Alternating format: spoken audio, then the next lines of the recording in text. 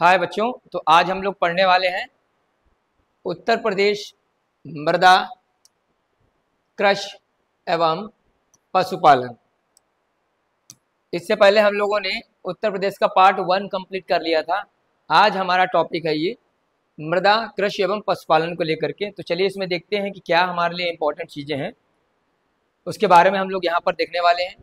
तो उत्तर प्रदेश में सर्वाधिक मात्रा में पाए जाने वाली मृदा यानी कि मिट्टी कौन सी है? तो हमारा आंसर हो जाएगा जलोढ़। अभी ध्यान देना है, जलोढ़ मिट्टी का निर्माण कैसे होता है। तो हम और आपको पता होना चाहिए कि हमारी जो गंगा और जो ब्रह्मपुत्र नदियां हैं, ठीक है, उनके द्वारा बहाकर लाए गए अवसाद के द्वारा जलोढ़ मिट्टी का निर्माण होता है। अब ये जलोढ़ मिट्टी दो प्रकार की होती है, एक होता है बांगर और एक होता है खादर। बांगर जो होती है वो ओल्ड जलोढ़ मिट्टी होती है और खादर जो होती है वो नई जलोढ़ मिट्टी होती है। तो जलोढ़ मिट्टी के दो प्रकार होते हैं। तो प्रश्न अगर आ जाए सबसे ज़्यादा मृदा कौन सी हमारे यहाँ पाई जाती है, तो ये जलोढ़ पाई जाती है, ठीक है, क्योंकि हमारे यहाँ पर बहुत सारी नदियाँ हैं इसीलिए, और हमारा जो उत्तर प्रदेश है वो तराई क्षेत्र में आता है। अच्छा, ये प्रश्न आ जाए कि प्रदेश में कुल कृषि पारिस्थितिकी क्षेत्र कितने हैं? ये वाला इंपॉर्टेंट है, तो हमारा आंसर हो जाएगा 20, ठीक है। कुल कृषि पारिस्थितिकी क्षेत्र, प्रश्न को सही से समझना है पहले, क्योंकि कभी कभी ऐसा होता है कि हम कुछ और पढ़ लेते हैं और प्रश्न पूछ कुछ और रहा होता है, तो हमारा एग्जाम में गलत हो जाता है। इसीलिए याद रखना है, यहाँ पर कृषि पारिस्थितिकी क्षेत्र पूछा गया, और जब प्रश्न आ जाए कुल जलवायु क्षेत्र कितने हैं उत्तर प्रदेश में, तो आंसर हो जाएगा 9 और मेनली 3, ठीक है। प्रदेश में कुल मृदा समूह क्षेत्र कितने हैं? मृदा समूह क्षेत्र पूछा जा रहा है, तो हमारा आंसर हो जाएगा ये टोटल है 8। अब आप यहाँ पर देख रहे हैं उत्तर प्रदेश अधिकतम जोत सीमा आरोपण अधिनियम या फिर जिसे हम सीलिंग बोलते हैं, कानून कब लागू हुआ? तो हमारा आंसर हो जाएगा 1960। यानी कि प्रश्न पेपर में ये पूछा जाएगा कि उत्तर प्रदेश में अधिकतम जोत सीमा आरोपण अधिनियम, जिसे हम सीलिंग भी कहते हैं, कब लागू हुआ? तो हमारा आंसर हो जाएगा 1960, ठीक है जी। ये थे कुछ महत्वपूर्ण। आगे बढ़ते हैं इसी क्रम में। यहाँ देख रहे हैं उत्तर प्रदेश में शुष्क कृषि क्षेत्र सर्वाधिक कहाँ पर है? तो वो है बुंदेलखंड वाला रीजन, ये शुष्क कृषि क्षेत्र में आता है। प्रदेश में कुल बोए गए क्षेत्रफल पर नलकूपों के बाद सिंचाई का स्रोत कितना है? मतलब सिंचाई के स्रोत में कौन आता है? नहरें। तो हमें पता होना चाहिए कि सबसे ज़्यादा हमारे उत्तर प्रदेश में जो सिंचाई होती है वो नलकूपों के द्वारा होती है, और नलकूपों के बाद में जो नंबर आता है वो नहर है। नलकूप तो हम लोग जानते होंगे ना, पंपन सेट वगैरह, इसमें आपका ट्यूबवेल वगैरह, बोरिंग वगैरह जिससे आप करते हैं वो नलकूप। प्रदेश में सर्वाधिक क्षेत्र पर बोई जाने वाली फसल हमारे यहाँ पर कौन है? तो गन्ना है। हम तो जानते हैं हमारे यहाँ पर गन्ना गेहूँ ये सर्वाधिक होता है, ठीक है। सर्वाधिक महत्वपूर्ण नकदी फसल में ये गन्ना आ जाएगा, ठीक है। और जो सबसे ज़्यादा उत्पादन होता है सर्वाधिक क्षेत्रफल में बोई जाती है वो है गेहूँ, ठीक। बाकी गन्ना गेहूँ उत्पादन में हम नंबर 1 है। गोकुल पुरस्कार योजना किससे संबंधित है? तो उत्पादन, दुग्ध उत्पादन से संबंधित है। अब ये गोकुल आप नाम देख ही रहे होंगे, तो उससे पता लग जा रहा है कि भाई ये दुग्ध उत्पादन से संबंधित होगा। अब यहाँ पर अमरूद के लिए प्रयोग और प्रशिक्षण केंद्र ये कहाँ पर अवस्थित है? तो आंसर हो जाएगा ये हमारा प्रयागराज में, ठीक है जी। चलिए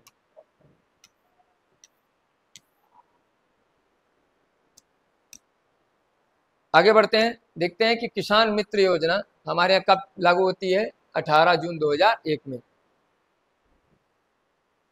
उत्तर प्रदेश खाद्यान्न, गेहूं, गन्ना, आम, दुग्ध, मेथा उत्पादन में कौन सा स्थान होल्ड करता है? तो आंसर हो जाएगा प्रथम स्थान। हमारा यूपी इन चीज़ों के उत्पादन में नंबर 1 पे है। गेहूं, गन्ना, आम, दुग्ध, मेथा, ठीक है, इनमें सब में नंबर 1 पे है। प्रजातियां देख रहते हैं हम लोग, अभी इसकी आगे प्रजातियां देखेंगे। ये आपके सामने प्रजातियां हैं, ये भी हम लोग देखने वाले हैं, ये इंपॉर्टेंट है।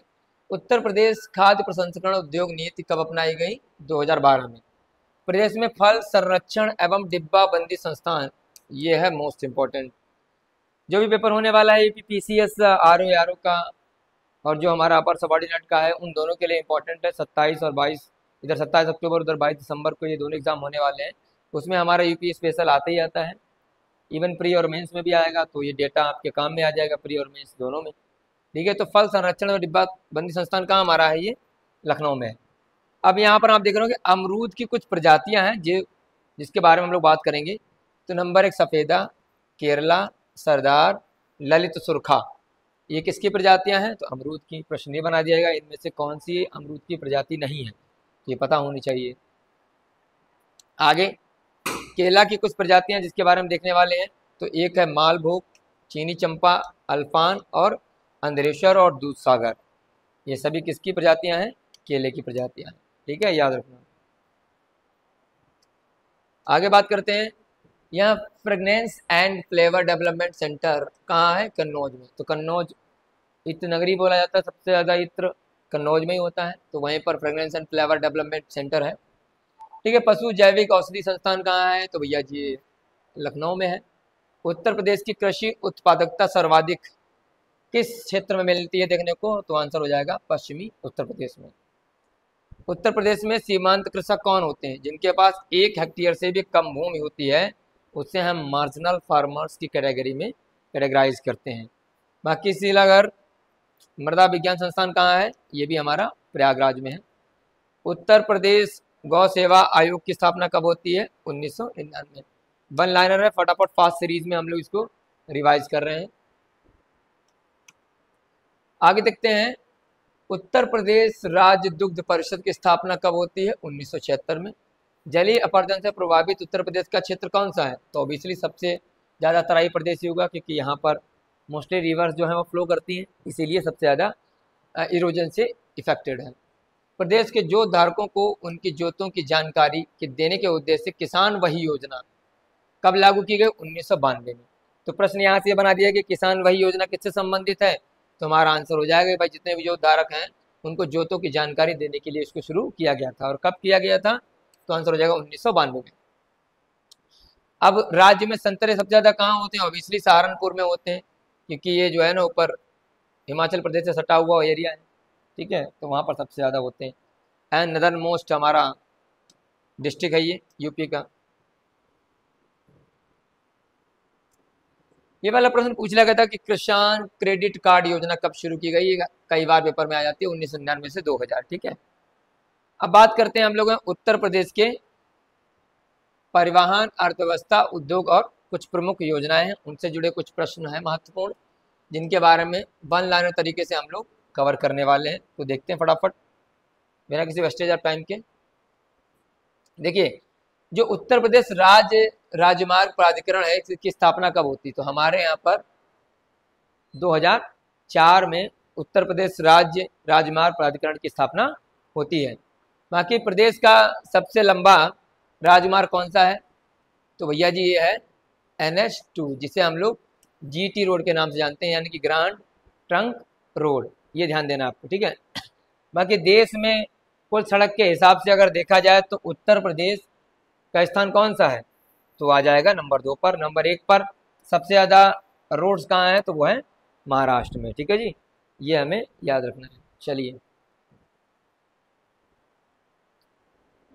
परिवहन देख रहे हैं, बाकी देखते हैं उत्तर प्रदेश राज्य का प्रथम एक्सप्रेस वे कौन सा था? तो भैया जी ग्रेटर नोएडा व नोएडा के बीच में था ये। ठीक है, राष्ट्रीय राजमार्ग प्राधिकरण द्वारा निर्मित उत्तर दक्षिण व पूर्व पश्चिम कॉरिडोर एक दूसरे को कहाँ पर काटते हैं? ये मोस्ट इंपॉर्टेंट है, यानी कि नॉर्थ से साउथ और ईस्ट से वेस्ट, ये वाला पॉइंट जो है कहाँ पर काटते हैं यूपी में? तो आंसर हो जाएगा झांसी में। ठीक है, ये इंपॉर्टेंट है। राष्ट्रीय राजमार्ग प्राधिकरण द्वारा निर्मित उत्तर दक्षिण और पूर्व पश्चिम जो कॉरिडोर है वो एक दूसरे को कहाँ काटेंगे? तो ये झांसी में। Yamuna express way greater Noida से आगरा तक है। ये यमुना एक्सप्रेस वे प्रश्न पूछ लिया, यमुना एक्सप्रेस वे कहाँ से कहाँ तक फैला हुआ है? तो ग्रेटर नोएडा से आगरा तक 165.5 किलोमीटर डिस्टेंस है। ठीक है, और ये कितने जिलों से होकर गुजरता है? तो ये 4 जिलों से होकर गुजरता है, गौतम बुद्ध नगर, अलीगढ़, मथुरा और आगरा। ये मोस्ट इंपॉर्टेंट है, याद रखना। यमुना एक्सप्रेस वे कहाँ से कहाँ तक? ग्रेटर नोएडा से आगरा तक। अब ग्रेटर नोएडा से आगरा तक जाते समय कितने जिले बीच में पड़ेंगे? गौतम बुद्ध नगर, अलीगढ़, मथुरा और आगरा, याद रखना ये।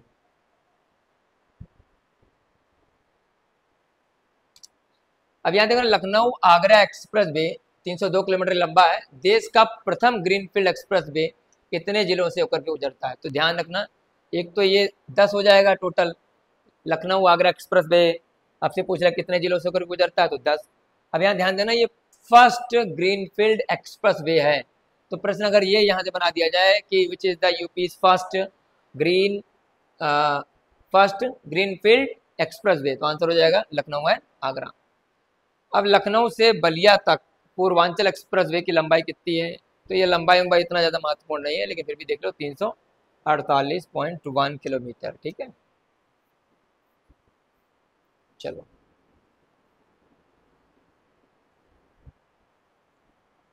अब यहाँ देख रहे हो कि बौद्ध परिक्रमा एक्सप्रेस वे, ये बौद्ध स्थलों की यात्रा कराने हेतु शुरू की गई थी। अब इससे जुड़े जिले कौन कौन से हैं? तो कौशाम्बी, प्रयागराज, वाराणसी, गोरखपुर, लखनऊ, गया, राजगिरी, वैशाली और पटना, ये सभी बौद्ध परिक्रमा एक्सप्रेस वे से संबंधित हैं। ये मोस्ट इंपॉर्टेंट है। लखनऊ प्लान का संबंध किससे है? ये कभी कभी प्रश्न पूछ ले आते हैं कि भाई लखनऊ जो प्लान है वो बेसिकली किससे रिलेटेड है, तो आपको ध्यान रखना है भैया जी ये रोड्स के डेवलपमेंट से है। ठीक है, और ये 20 वर्षीय प्लान है, it was brought out in 1985, right. And Uttar Pradesh में प्रथम रेलगाड़ी कब चलाई गई थी? When for the first time the first railway was moved in our UP, it was 1859, 1859 में। ठीक है, याद रखेंगे इसको। और ये किसके बीच में चलाई गई थी? तो भैया जी याद रखना है प्रयागराज से कानपुर के बीच में 1859 में पहली यूपी में। उत्तर प्रदेश में रेलवे जोन के मुख्यालय स्थित हैं, कहाँ कहाँ है? उत्तर प्रदेश में जो रेलवे जोन के कहाँ है? पूर्वोत्तर रेलवे गोरखपुर, उत्तर मध्य रेलवे कहाँ है? ये प्रयागराज में। तो पूर्वोत्तर रेलवे का हेडक्वार्टर कहाँ है? गोरखपुर। और उत्तर मध्य रेलवे कहाँ है हमारा? प्रयागराज में।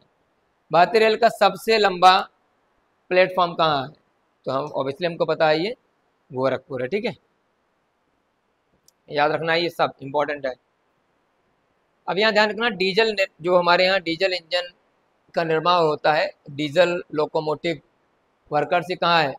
मोडिया में है। ठीक है, मडुआडीह में। ठीक, उत्तर प्रदेश में रेलवे संग्रहालय कहाँ स्थित है? ये आ चुका प्रश्न है, तो बनारसी में है, ये पीसेस में आ चुका है। उत्तर प्रदेश में रेलवे सुरक्षा आयोग का मुख्यालय कहाँ है? ये लखनऊ में है, ये आ सकता है, ऊपर वाला पूछा जा चुका है। फटाफट करते हैं, 20 मिनट का वीडियो रहेगा, इसमें आपके सब वन लाइनर जितने इंपॉर्टेंट है वो हम रिवाइज कर देंगे। ये बेसिकली मैचिंग के लिए आ जाते हैं। उत्तर प्रदेश के कुछ हवाई अड्डे हैं, कौन कौन सा हवाई अड्डा कहाँ कहाँ है, उससे भी प्रश्न मैचिंग में दे देते हैं, कौन सा सुमेलित नहीं, इस तरीके से। तो फटाफट देख लेते हैं। लाल बहादुर शास्त्री हवाई अड्डा हमारा कहाँ है? वाराणसी में है। खेरिया हवाई अड्डा कहाँ है हमारा? आगरा में है। बमरौली प्रयागराज में है। चकेरी हवाई अड्डा कानपुर में है। और फुर्सतगंज हवाई अड्डा रायबरेली में है। देखिए चकेरी आजकल फेमस है, क्यों? क्योंकि इस समय कानपुर में बांग्लादेश और इंडिया का टेस्ट हुआ है अभी रिसेंटली, तो मे बी कि आ जाए चकेरी हवाई अड्डा कानपुर। हिंडन हवाई अड्डा कहाँ है? गाजियाबाद में है। डॉक्टर अम्बेडकर हवाई अड्डा कहाँ है? ये मेरठ में है। और सरसबा अंतर्राष्ट्रीय हवाई अड्डा सहारनपुर में है। ठीक है, ये याद रखना है। बाकी नागरिक उड्डयन प्रशिक्षण केंद्र कहाँ है? बमरौली में है, ये मोस्ट इंपॉर्टेंट है, इसे लगाओ भैया। नागरिक उड्डयन प्रशिक्षण केंद्र बमरौली आपका प्रयागराज में है। नेशनल पैराशूट ट्रेनिंग कॉलेज ये आगरा में है, नेशनल पैराशूट ट्रेनिंग कॉलेज। और इंदिरा गांधी राष्ट्रीय हवाई उड्डयन अकादमी कहाँ है? फुर्सतगंज में है। इंदिरा गांधी हवाई अड्डा कहाँ है? तो ऑब्वियसली दिल्ली में है। ठीक है, देश का सबसे लंबा आंतरिक जल मार्ग कौन सा है? ये मोस्ट इंपॉर्टेंट है। ठीक है, आंतरिक पूछा है, इनर, तो आपको ध्यान देना है। ये गंगा नदी पर है, प्रयागराज से हल्दिया, और NW1 नेशनल वाटरवे 1, इसकी जो लंबाई है वो 1620 किलोमीटर है। ठीक है, याद रखना देश का सबसे लंबा आंतरिक जल मार्ग कहाँ है? गंगा नदी पर है, प्रयागराज से हल्दिया जाता है। ये इसका नाम क्या है? NW1। दिल्ली कोलकाता NH2। ठीक, इससे नहीं जुड़ा हुआ है कौन सा? तो लखनऊ नहीं जुड़ा हुआ है।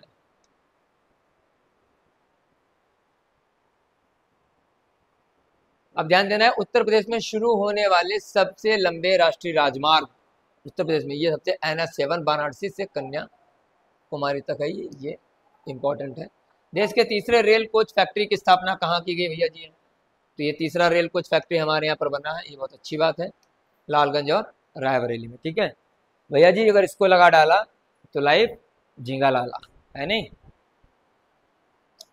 एशिया एवं भारत का सबसे बड़ा बिजली लोकोशेड कहाँ है? तो मुगल सराय में है। ठीक, याद रखेंगे। अभी यूपी के पॉपुलेशन को लेकर के, फॉरेस्ट कवर एरिया को लेकर के, उस पर भी हम लोग एक वीडियो बनाएंगे शॉर्ट, 20 मिनट का, इससे ज़्यादा नहीं होगा, 20 मिनट में आराम से देख लीजिएगा। तो यहाँ देख रहे होंगे आप कि प्रति व्यक्ति आय की दृष्टि से उत्तर प्रदेश के क्षेत्रों का घटता क्रम, ठीक है। तो सबसे पहले पश्चिमी, फिर बुंदेलखंड, फिर केंद्रीय, फिर पूर्वी, ये पर कैपिटा इनकम के हिसाब से है। उत्तर प्रदेश के सर्वाधिक और सबसे कम विकसित क्षेत्र कौन कौन से हैं? तो ऑब्वियसली पश्चिमी और पूर्वी, ये लो डेवलप्ड एरियाज हैं। औद्योगिक विकास की दृष्टि से उत्तर प्रदेश का सर्वाधिक विकसित क्षेत्र कौन सा है? ऑब्वियसली पश्चिमी क्षेत्र है। यहाँ पर एग्रीकल्चर भी बहुत ज़्यादा होता है, ठीक है, और पढ़े लिखे लोग भी यहाँ पर हैं। चलिए आगे, औद्योगिक विकास को गति देने के लिए उद्योग बंधु का गठन किया गया था 1981 में, यानी कि उद्योग बंधु का गठन पूछा जा रहा है तो हमारा आंसर होगा 1981। अब ये प्रमुख उद्योग हैं, इनसे प्रश्न लगातार आता रहता है पेपर में कि कौन सा कहाँ कहाँ पर है, तो उसको फटाफट देख लेते हैं एक बार। चलिए देखिए, पीतल पात्र कहाँ बनते हैं हमको पता है, ये मुरादाबाद में ज़्यादा बनते हैं, कैंची मेरठ में बनती है, कत्था बरेली में, टेराकोटा गोरखपुर का फेमस है बहुत ज़्यादा ये, ठीक है, बेंत ये भी बरेली में, ये भी इम्पोर्टेंट है, लकड़ी की नक्काशी सहारनपुर में होती है, ये भी पूछा जा चुका है, तो ये भी सब इम्पोर्टेंट ही है। खेल खेल सामान सबसे ज़्यादा कहाँ है? मेरठ का फेमस है। सीमेंट दादरी की, ये लगा लो इस बार का।